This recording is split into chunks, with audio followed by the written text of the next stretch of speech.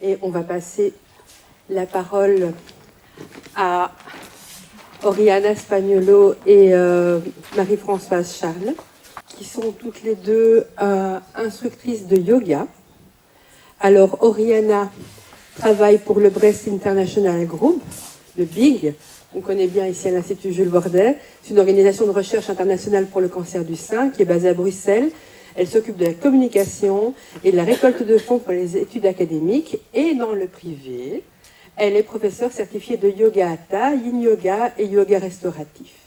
Et a un intérêt marqué pour les soins de support et les maisons de ressourcement. Et voici notre amie Marie-Françoise Charles, qui est une infirmière dédiée, spécialisée en oncologie, qui est bien connue à l'Institut Bordet, et qui est également instructrice de yoga. Et donc, elle est spécialisée en conseils et soins infirmiers bien-être. Donc, quand vous avez des ateliers yoga à l'Institut, c'est en partie avec Marie-Françoise. Oui, parce qu'on est quand même 4 dans l'équipe. Oui, tout à fait. Voilà. Bonsoir à tous, merci Marie-Aline. Voilà, je pense que Marie-Françoise et moi, on est ravis de vous parler de yoga ce soir. Et déjà, peut-être, juste pour vous demander, un petit sondage, qui pratique ou a déjà pratiqué peut-être du yoga à main levée? Ok, pas mal de monde, super. Donc, vous êtes déjà tous assez quand même familiers. Bon, si jamais... Ce qu'on va faire, c'est qu'on va quand même rapidement rappeler ce que c'est le yoga, parler aussi de ce qui se fait déjà en termes de recherche pour les effets du yoga pour les patients en tant que thérapie complémentaire, parallèlement au traitement standard, évidemment. Et ce qui se fait bien sûr à l'Institut Bordet avec Marie-Françoise, et puis voilà, quelques messages clés. Merci. Alors le yoga, c'est quoi? Donc c'est pas que toutes ces positions contorsionnées qu'on imagine. C'est beaucoup plus que ça. Donc il y a beaucoup d'idées reçues qui tournent autour du yoga. Donc c'est pas que de la méditation, mais c'est un chemin vers la méditation. Donc l'attention au corps, l'attention au souffle, c'est comme une méditation aussi en mouvement. Et donc ça prépare aussi le corps à maintenir des positions parfois contraignantes lors de la méditation. Donc voilà, c'est pas que ça.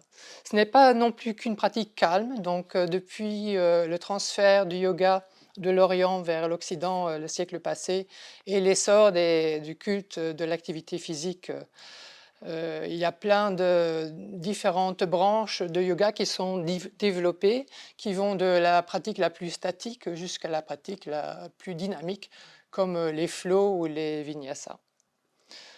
Alors, il y a aussi une idée reçue qui dit que ce n'est pas prouvé scientifiquement. Alors, c'est vrai que différentes vertus qui sont associées au yoga ne sont pas prouvées scientifiquement, comme par exemple le fait de rajeunir quand on pratique les positions inversées, ce que je fais tous les jours.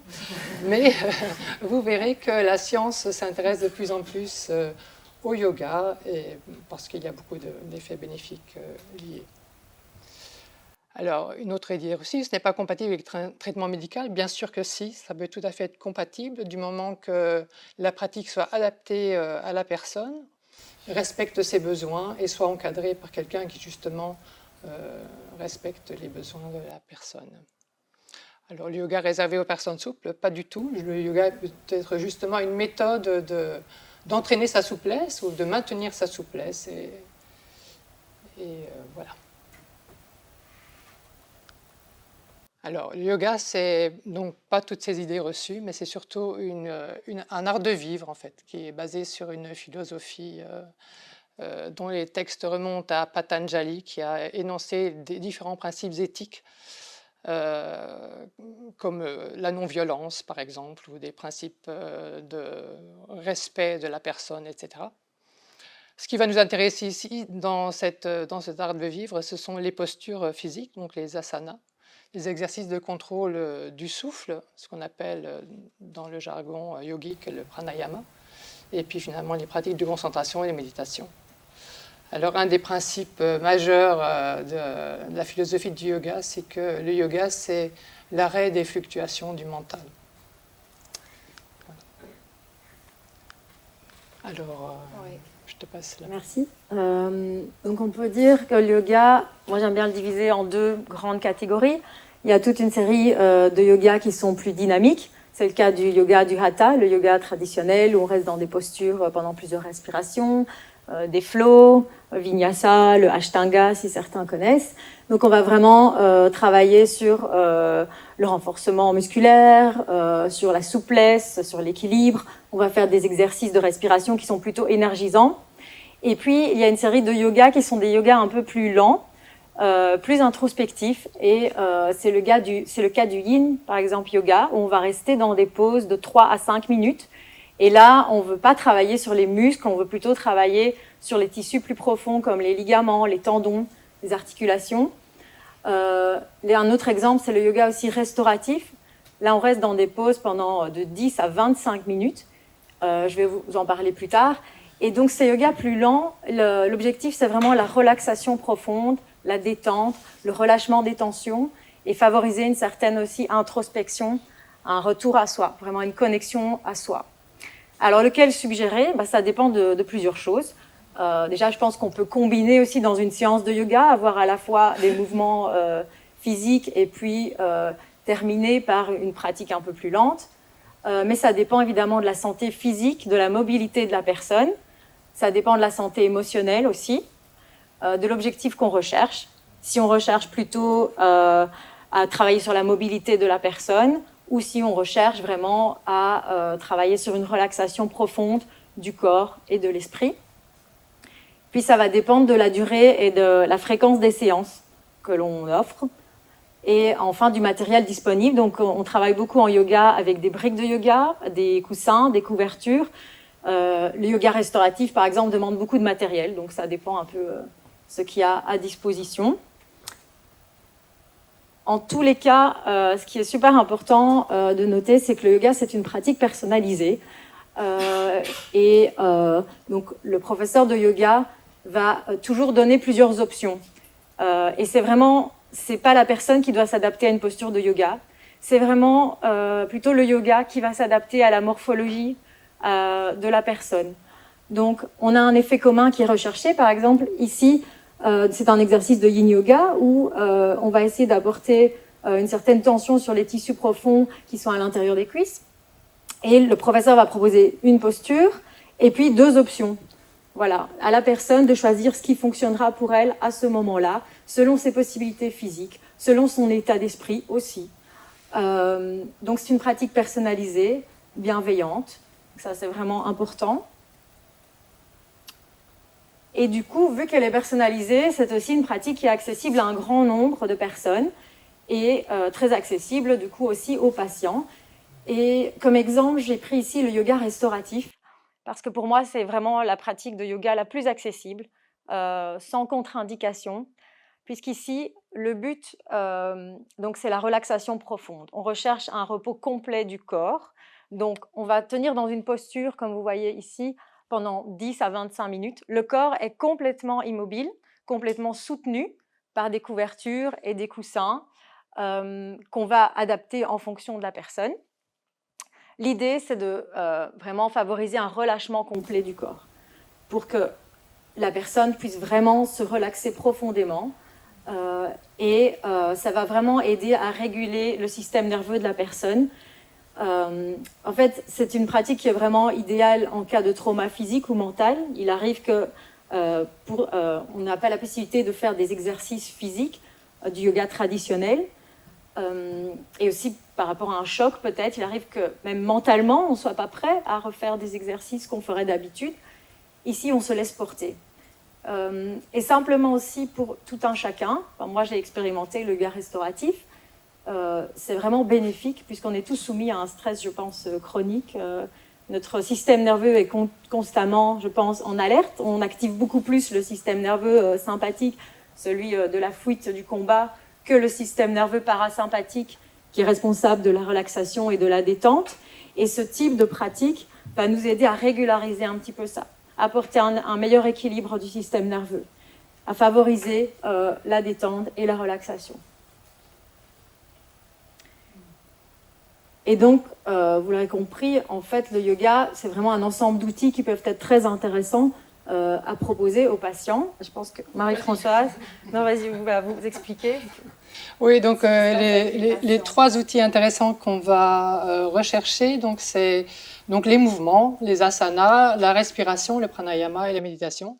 Donc dans le mouvement, donc on a parfois des séances justement de restauratives où on ne va pas bouger du tout, mais il y a souvent du mouvement quand même, et donc là on va chercher la mobilité, la force musculaire. Donc il y a différents types de yoga qui vont axer leur action sur la force musculaire, bien sûr beaucoup de souplesse et aussi beaucoup d'équilibre.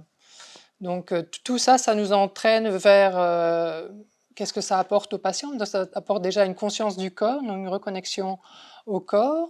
Ça peut avoir un effet sur les douleurs, donc l'activité physique adaptée est démontrée avoir un effet sur les douleurs.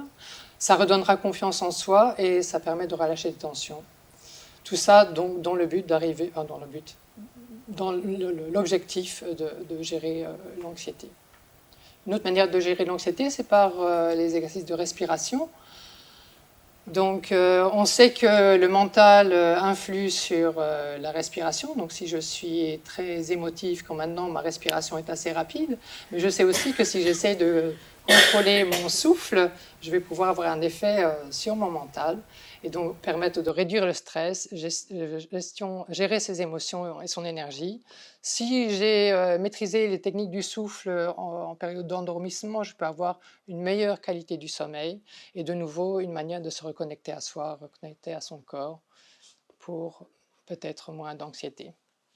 Finalement, asana et pranayama amènent à la méditation. Déjà dans le mouvement, on a une méditation en mouvement. Donc, c'est déjà une prémisse à la méditation plus profonde. Donc, dans la méditation qui généralement vient en fin de séance de yoga, on va exercer la concentration et la clarté mentale.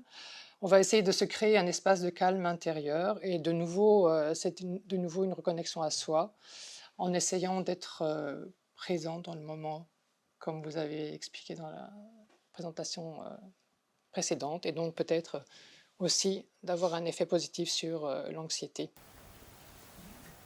Je ne sais pas si tu vas faire... Oui, non, on s'était dit on va peut-être faire un petit exercice de respiration ensemble. Je pense qu'on a eu l'exercice déjà de pause, donc on va... Oups, en fait, on n'a pas besoin de ça, je pense. Vous m'entendez bien? J'ai la voix qui porte. Ok, ça va. Donc, on avait pensé faire un petit exercice de respiration. Voilà, on a déjà eu un petit exercice, donc on ne va pas le faire. Mais juste un exemple d'exercice de pranayama, c'est la manipulation du souffle, qui va avoir un effet apaisant ou énergisant. Ici, un exemple d'exercice plutôt qui est apaisant et qu'on peut faire à tout moment. La respiration est vraiment un outil précieux pour lutter soi-même contre notre anxiété, notre stress de tous les jours. Moi, j'aime bien dire en séance de yoga, voyez votre respiration comme une encre, en fait. Quand vous êtes stressé, quand vous êtes pris par les éléments extérieurs, vous pouvez toujours revenir à votre respiration. Elle est toujours là, elle est toujours stable. Et en vous concentrant sur votre respiration, revenez à vous-même et reconnectez-vous à vous-même. Et ici, cet exercice, le box breath, donc respiration carrée. J'aime bien commencer les séances de yoga avec ça. Ça permet vraiment de s'ancrer, de se poser avant de commencer. Et donc, on va essayer d'allonger l'inspire et l'expire. Et on va à chaque fois prendre une pause après l'inspiration et après l'expiration. Donc, vous allez inspirer 4 secondes, prendre une pause, retenir le souffle 4 secondes, expirer pendant le même temps et reprendre une pause. Et vous le faites, je dirais, au moins une dizaine de fois. Il faut vraiment se concentrer sur cette pratique. Et vous allez voir un effet vraiment, en tout cas, chacun l'expérimente évidemment à sa façon. Moi, je l'expérimente de façon, ça m'apaise véritablement. Je le fais même dans ma voiture quand je suis dans les embouteillages. Voilà. On dit que les professeurs de yoga sont tout le temps calmes, c'est pas vrai. Donc voilà, c'est un bon exercice que vous pouvez faire et je pense que c'est un exercice qu'on fait aussi avec les patients, j'imagine. C'est un exercice assez facile. Donc en fait, le pranayama, c'est vraiment, comme Marie-Françoise disait, quand on est stressé, la respiration s'accélère. Et ici, on manipule la respiration, on prend l'équation à l'envers. Et on va dire, OK, on va ralentir la respiration et donner le message au corps de se détendre et de relâcher le stress. Et donc, voilà comment ça fonctionne. Alors, en termes de recherche scientifique, je prends quand même mes petites notes, mes petits copions. Alors, j'ai un peu regardé, voilà, qu'est-ce qu'on a comme publication qui traite des effets du yoga sur les patients qui souffrent de cancer. Il y a pas mal de publications.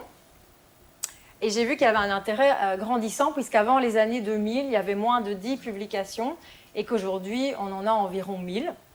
Donc, c'est pas mal déjà. J'en ai repris quelques-unes. J'ai repris des revues, des analyses. Je les ai divisées en 3 parties. Une partie qui se concentrait sur les effets du yoga pendant le traitement. Ensuite, les revues qui reprenaient à la fois des études pendant et après le traitement. Et ensuite, des revues qui traitaient uniquement du yoga après le traitement. Alors, si on voit d'abord les effets du yoga pendant le traitement, on a 3 analyses. La première de 2017, une majorité déjà pour toutes les 3 concerne des cancers du sein. Comme on l'a dit précédemment, la majorité des études actuellement concernent des patientes qui souffrent de cancer du sein. Les types de yoga proposés, donc il y avait toujours un groupe témoin. Et le type de yoga proposé, généralement, c'était une combinaison de mouvements, respiration et ensuite techniques de relaxation ou de méditation. Ces différentes revues n'ont pas pris en compte les études qui traitaient uniquement de la mindfulness comme intervention. Donc ça, c'est important, ce que je pense pour la mindfulness, voilà, c'est aussi prouvé, mais de manière complètement séparée. Et toutes les 3 ont conclu à des effets positifs, à une amélioration significative de la santé psychologique des patientes à qui on proposait une intervention de yoga pendant le traitement. Ce qu'ils ont noté aussi dans la première revue, ils ont analysé aussi les niveaux de cortisol et ils ont noté dans 2 études que les niveaux étaient plus faibles pour le groupe de patients qui faisaient le yoga. Dans la deuxième revue, qui a pris uniquement des patientes qui étaient sous chimiothérapie, ils ont noté un effet immédiat du yoga et surtout un effet à court terme aussi, de 0 à 6 mois. Et ils ont aussi conclu que l'intervention était beaucoup mieux tolérée que d'autres thérapies proposées, car elle était plus adaptable. Par exemple, aux patients qui, pendant la chimiothérapie, peut-être souffraient de fatigue extrême, de douleur, et pour qui c'était impossible de faire d'autres exercices physiques, le fait de proposer du yoga était vraiment une alternative très intéressante. Et enfin, la troisième analyse donc, a relevé des effets significatifs sur l'anxiété et a noté que le yoga pouvait prévenir l'aggravation de la dépression dont souffrent beaucoup de patients sous chimiothérapie ou radiothérapie. Alors, les revues, ici j'en ai repris 3 aussi, qui ont analysé les effets du yoga à la fois pendant et après le traitement. De nouveau, une majorité d'études sur le cancer du sein. Je pense que pour la première, sur les 13 études, il y en avait une seule qui traitait de patients souffrant de lymphome. Donc voilà, au niveau de l'intervention de yoga proposée, c'était plus variable. Ce n'était pas tout le temps bien détaillé, donc ça fait partie peut-être des limitations de ces recherches aussi, pas tout le temps standardisé. En tout cas, la première analyse conclut à des effets significatifs avec une réduction modérée et importante des symptômes psychosociaux, donc le stress, l'anxiété et la dépression. De nouveau, on insiste, et déjà en 2012, on insiste sur le fait que c'est une pratique très accessible de par des exercices, des mouvements lents et adaptables à chaque personne. Dans la revue de 2017, là c'est intéressant parce qu'en fait ils ont vraiment comparé le yoga avec un groupe témoin à qui on proposait d'autres interventions de type plus éducative. Et là, ils ont noté que le yoga était plus efficace que d'autres interventions, en tout cas pour réduire les symptômes de dépression et d'anxiété. Et enfin, dans la dernière, les effets sont significatifs et pour l'anxiété, ils sont surtout significatifs pendant le traitement par rapport à après. Et ici, enfin, justement deux revues par rapport aux effets du yoga après le traitement. De nouveau, plusieurs essais analysés, la majorité qui traite du cancer du sein, tout aussi avec un groupe témoin. Et en fait, ils reconfirment les effets significatifs sur l'anxiété et la dépression. La première insiste sur des effets significatifs lorsque le yoga est pratiqué pendant au moins 3 mois par ces patients. Et dans la deuxième publication, en tout cas, on conclut qu'on a actuellement des preuves vraiment suffisantes pour recommander le yoga en tant que thérapie de soutien en oncologie. Donc évidemment, dans toutes ces recherches, il y a aussi des limitations qui sont clairement mises en évidence dans les publications. Par exemple, le fait qu'on a une prépondérance d'études sur le cancer du sein, le manque de diversité aussi dans les échantillons, des échantillons de petite taille, peut-être les interventions de yoga qui ne sont pas standardisées, pas assez détaillées, donc c'est difficile de comparer ou de faire une recommandation pratique claire sur le type de yoga donné, à quelle fréquence, à quelle durée pour avoir ces effets en fait. Et la majorité des études aussi se concentrent sur des effets à court terme.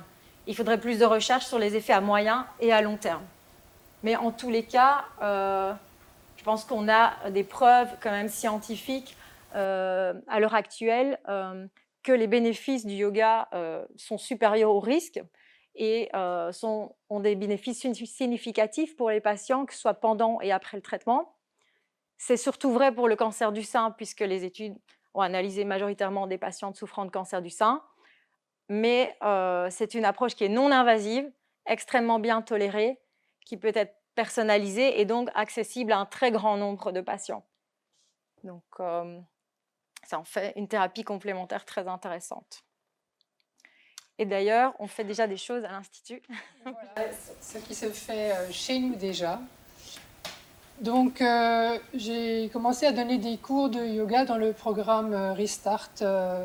Et à l'époque, les activités physiques reprises dans le programme Restart étaient réservées aux patientes atteintes d'un cancer du sein et ayant terminé leur traitement. Actuellement, toutes les activités physiques du programme Restart sont ouvertes à tous les patients, qu'ils ou elles soient en traitement ou après les traitements et pour tous les types de cancers. Alors ça se fait dans le cadre de la réhabilitation et donc il y a responsabilité d'un médecin prescripteur et le remboursement d'une séance de yoga ou des autres séances d'activité physique seront de type séance de kinésithérapie. Et donc actuellement dans les activités physiques adaptées, on trouve du cardio training, du crossfit, du pilates, du tai chi à côté du yoga. Dans le cadre de notre équipe des soins infirmiers bien-être, ma collègue a fait un projet de recherche avec le soutien de l'association Jules Bordet. C'est le projet de recherche BASE, donc bien-être et image de soi. Et dans ce projet-là, elle a réuni des patients partenaires pour réfléchir aux besoins des patients qui n'ont pas été couverts pendant leur traitement. Et là-dedans est apparu le yoga. Et donc, on a fait des séances type, des ateliers type de yoga. Et c'était chouette parce qu'on a pu aussi rassembler le ressenti des patients. Donc, ça a été c'est un tout petit échantillon, mais on a quand même pu rassembler leur ressenti. Et je vous montrerai tout à l'heure ce qu'il en est. Et donc, pour l'instant, on organise donc des ateliers mensuels. Ceux-là sont gratuits. Et le yoga fait partie de toute une série d'autres ateliers, bien entendu. Alors qui assure le cours du yoga, mais pour l'instant, c'est moi. Mais voilà, je ne veux pas avoir le monopole. J'imagine qu'il y a de la place pour plein d'autres personnes.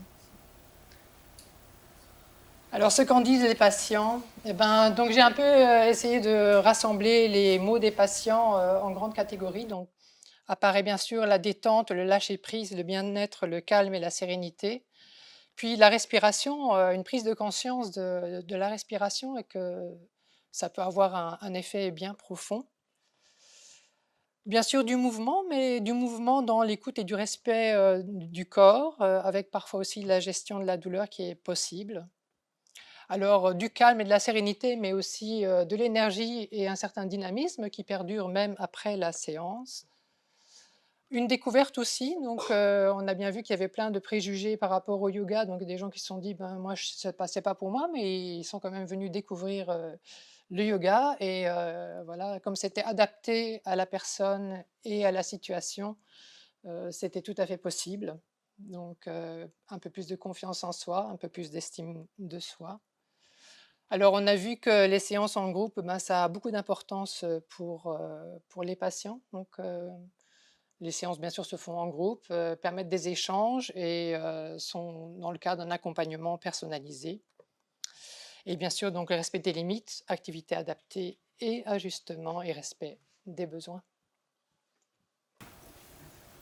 Donc peut-être s'il y a quelque chose, enfin, des messages clés à retenir en tout cas. Le yoga, ben, c'est une pratique corps et esprit qui peut véritablement contribuer à réduire le stress et l'anxiété. Donc constitue de bons outils à utiliser aussi avec les patients. Les bienfaits sont prouvés tant pendant qu'après le traitement. C'est surtout prouvé pour le cancer du sein, donc il faut d'autres recherches pour d'autres types de cancers.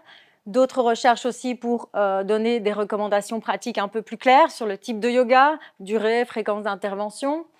C'est une pratique personnalisée, accessible à un grand nombre de personnes.